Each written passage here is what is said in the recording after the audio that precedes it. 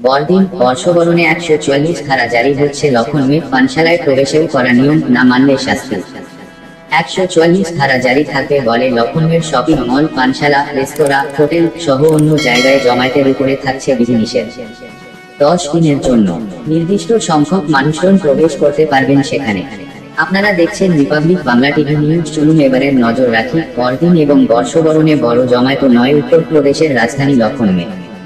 10 দিনের জন্য সেখানে জারি করা হল 144 ধারা। 24শে ডিসেম্বর রবিবার থেকে এই নিয়ম জারি করছে লখনউ পুলিশ। চলবে 2রা জানুয়ারি পর্যন্ত।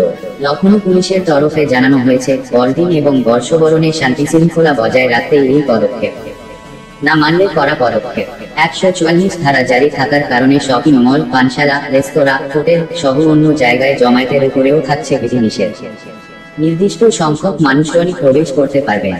লখনউ পুলিশ বিজ্ঞপ্তি দিয়ে জানিয়েছে, 24শে ডিসেম্বর থেকে 1 লখনউতে 144 ধারা জারি করা হচ্ছে। আইন শৃঙ্খলা বজায় রাখতে এই পদক্ষেপ। ওই বিজ্ঞপ্তিতে আরো জানানো হয়েছে, কোনো জায়গায় যা ধারণ ক্ষমতা তার থেকে বেশি মানুষজনকে টিকিট বা প্রবেশ করতে দেওয়া যাবে না। সেই অনুষ্ঠান কোনো প্রেক্ষাগৃহের ভিতরে হোক বা বাইরে, নিয়ম একই। হোটেল, শপিং মল, পানশালা, রেস্তোরাঁ, অন্য জায়গায় শব্দ নিয়ন্ত্রিত রাখতে হবে, যাতে অন্যের সমস্যা না হয়। সেই দায়িত্ব বর্তাবে সেখানকার মালিক এবং আয়োজকদের উপর।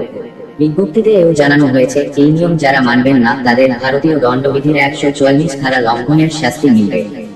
এই নোটিশ হোটেল, পানশালা, শপিং মলের বাইরে লাগিয়ে রাখতে হবে এবং তা মেনে চলতে হবে।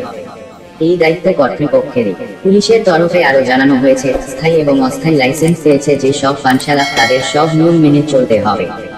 নির্দিষ্ট সময়ের পর সেই পানশালা খোলা রাখা যাবে না। সবার আগে সব খবর পেতে চ্যানেলটিকে সাবস্ক্রাইব করুন, লাইক, কমেন্ট, শেয়ার করুন।